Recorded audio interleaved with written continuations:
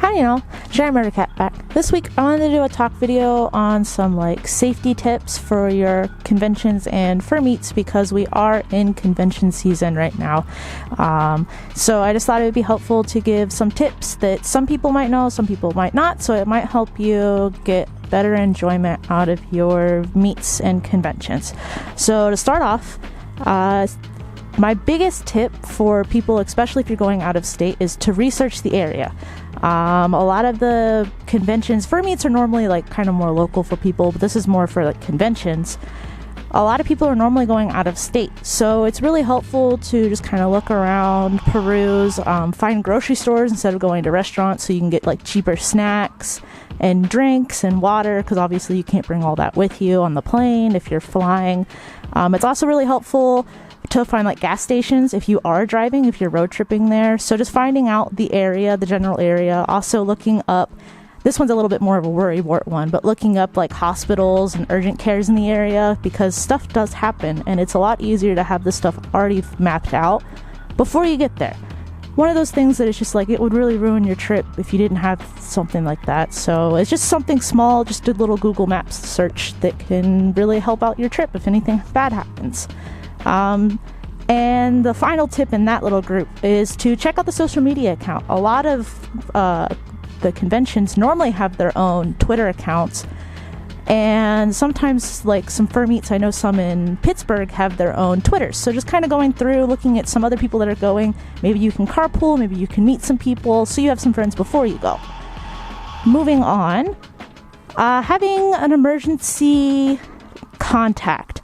Kind of using like the buddy system. I know a lot of people normally do go with friends and stuff like that, but for people who aren't, having maybe someone that's like not at the convention, like, hey, I'm going off site, or even if you are traveling with friends, like letting some friends know, like, hey, I'm going to be going to a restaurant with a group of people. Because normally when you're doing stuff with like people you don't know.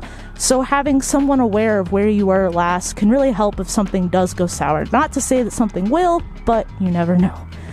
And so on that note as well, keep to like friends that you know when you're trying to get hotel rooms. I know sometimes getting hotel rooms, especially with the whole MFF ordeal that just happened, I know it's really easy to like go like with people you don't know, but at the same time, like if you are going to go with people you don't know, try to make like a little basic questionnaire of like their ages and stuff like that, just in case, so you actually know these people, because a lot of them are actually kind of strangers and that can kind of get kind of scary sometimes. So if you aren't going to be traveling with friends, just kind of need to get to know these people, just kind of screen them. I mean, you don't have to be anything like super crazy or anything like that, but just getting a general basis of who you're going to be rooming with, because you might have your fursuit, you might have expensive belongings, laptops and stuff like that, so it'd be really scary to have all this stuff with a stranger. Normally when you're going to conventions, you kind of have this like unspoken trust for everyone there, but there are strangers, so you do want to keep mind of that. And moving on in that same kind of aspect, a lot of people go to conventions to hook up, which is cool. That's fine.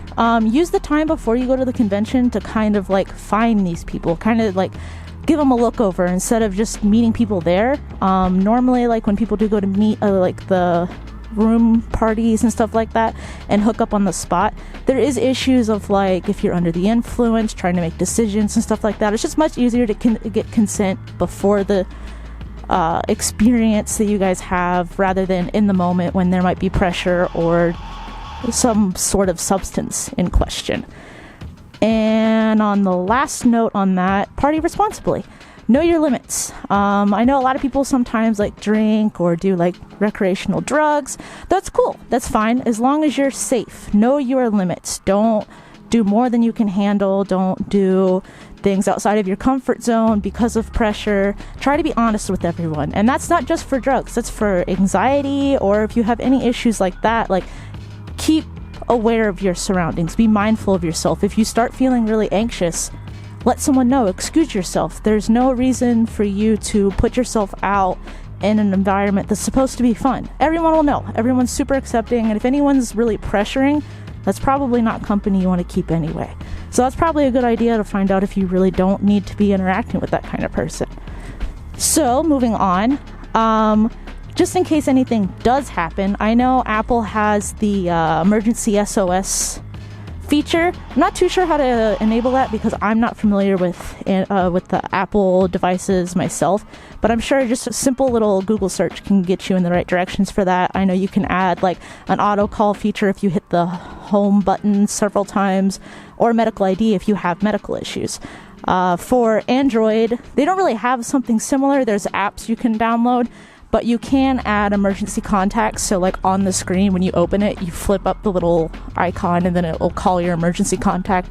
And you can also add contact info. So like if you lose your phone, it'll have your name and like a way to contact you. So if someone wants to turn in their phone, furries are normally pretty good about turning in lost possessions. So they'd be a really good bet to get your device back. On a kind of similar note, there's these little things that you can get. They're called a tile. They're really neat. They have like different types. I just have like the little basic one, and you can hook it up to your phone or your computer. And when you actually activate your phone in it, I'm not sure how it works for Apple, unfortunately, but I'm pretty sure it's probably the same.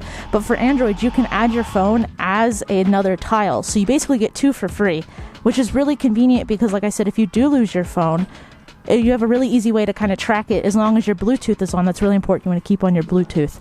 And you can find out where it is. So like if you get separated from your phone, or if you get separated from like maybe you have a bag, you put the little tile in the bag. So if you get separated from your bag, you can track it. So that's really cool, especially on that note. Or like just like keeping tabs on like your personal belongings, like when you're flying. If you're flying, that's a really good way to keep an eye on them, because stuff does happen sometimes when you're flying, like losing bags and stuff like that. So it'd just be really nice to have like one or two of those to keep on tabs. Like I said, if you download it, you get your phone as one, and so you basically have two of them for free. And like moving forward on that, just keep your stuff with people you trust. I know, like I said, it's really easy to trust people when you're at a convention because it's like, oh, everyone's here for the same reason. We're all friends and stuff like that. But sometimes stuff does happen. So try to keep your belongings on you in your vision at all times, or with a trusted individual, maybe like in your room if you have trusted people in your room and stuff like that. And so moving on, keep a basic like first aid kit on yourself. Like for instance, like I'm prone to migraines, so I always try to keep some sort of headache pills on me. If you're performing, having like some like simple suit repair things, like little buttons and sewing needle and some thread and stuff like that. Just like band-aids, like just small little things like that like kind of slip your mind, and when you have to like go out of your way to go to a CVS to buy is kind of obnoxious. So just have it already done. You don't have to keep it on you at all times. Maybe keep it in your room or something like that, but it's just nice to have like allergy medication, just stuff like that it's kind of a bummer to have to like go track some of that stuff down. Sunscreen if it's hot, just like those kinds of things. Another really good one that I feel like often gets overlooked is having like a medical cart. Like having your allergies, if you have like really like common allergies, if you're on like medication, if you have like certain like, if you're like prone to seizures, like have a little card on yourself coupled with a simple ID. Because like when you're wearing a con badge or if you're wearing a suit, it's really hard to ID people. But if you have something like that, like God forbid something happen, that way they can kind of easily track it down. Like, oh, okay, they're prone to seizures, they're on this kind of medication. Because like sometimes if they like hook you up to an IV and they try to give you medication if you're unconscious, or whoever you came to the convention with doesn't really know your medical history, it's really helpful to have something like that so you can just supply that and everyone knows like, okay, so they're allergic to latex, they can't have latex touch them, that kind of stuff. But yeah, so like just having that kind of basic information on your person, like I said, if anything were to happen, like if you have to go to an emergency room or something like that, like they just have a general idea of stuff about you, like because I don't remember my medication names, they're really big. Not many people do. So just having something on yourself with all of like that kind of like a basic rundown of like if you have diabetes and like, oh, you had a blood sugar issue or something like that, it just kind of helps eliminate issues. So you're not spending your entire convention in a medical facility trying to figure all that gross, annoying stuff out. So, other than that, just some basic things like drink water. Please, drink water, drink water, drink water. I cannot stress that enough, especially if you're performing, you're going to the floor wars, you're doing the dance competitions, or you're partying or anything like that. Like, please drink water. A lot of people like pass out and have issues like that. It's something that I am really bad about myself, so I need to also drink way more water. And not just during the convention. Do it before the convention. Do it after the convention. Keep up on your water intake when you're going to be super active. If not, drinking like something like Pedialyte, Gatorade, like something to keep your energy going when you're probably way more active than you're used to. And then like snack throughout the day if you don't eat a meal. If you eat a meal, at least eat breakfast. But like little trail mix packs, those are perfect little snacks. They have a little bit of everything for you. And just try to at least eat one meal a day. If not, please two. But I know like it's hard to remember.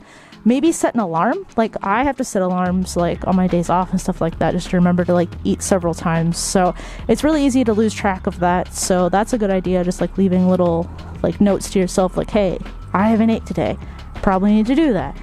And then con crud. I know a lot of people complain about it, but just do like emergency, like use like the little vitamins and stuff like that. Like maybe go to a doctor before the convention and ask like, hey, what vitamins can I take to kind of bring my body back to? And don't do it just before the con. Don't do it just during con. Do it after the con too. You want to do like all of that, like get your proper sleep throughout the con, before, after, just to keep up on all of that stuff, because it's really easy to lose track of it during. So at least if you're doing it before and after, you have a lot less likely chance to get sick. I know a lot of people struggle with that, and it's really easy to just kind of get sick because it's like everyone's partying together. You probably are like sharing drinks with people, and it's a super, super active environment with a lot of people. So just trying to keep the best care of yourself possible will really help avoiding from that. And on its own little topic, like have an emergency savings. Sometimes you'll have to like take an Uber or a taxi, especially like if they don't use Uber or Lyft, which pretty much everywhere uses Uber and Lyft now. But like if you have to take a taxi to like go to a trip to like pick something up from a store, you don't know what's going to happen. It's really hard to plan for that kind of stuff. So always have like a little bit, like maybe like $50, $75, nothing too crazy, but just something there in case weird things happen. Like maybe a surprise hotel charge because you thought that the food was free or something like that. Something you just don't know. But yeah, so these are just all kind of like some tips to better enjoy your conventions or your furmeet. So a lot of this stuff kind of more pertains to conventions, but they're also good to keep in mind for furmeets. But this isn't like to mom you guys. I don't want to be like, oh, fear-mongering, terrible things are going to happen. But sometimes stuff does happen, and maybe you can take a couple things away from this video, so you better enjoy your trips. God forbid anything terrible happens. But a lot of these, like I said, a lot of it seems like common sense, but it might be helpful to someone, so I hope so.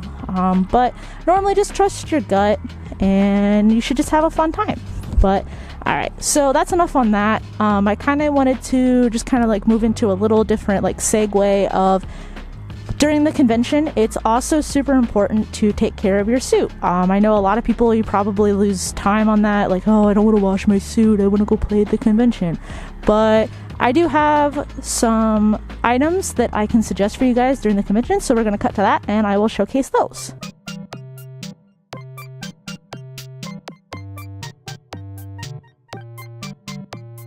Alright, so welcome back. So I just wanted to do a little promo section for PLUSHYDOG.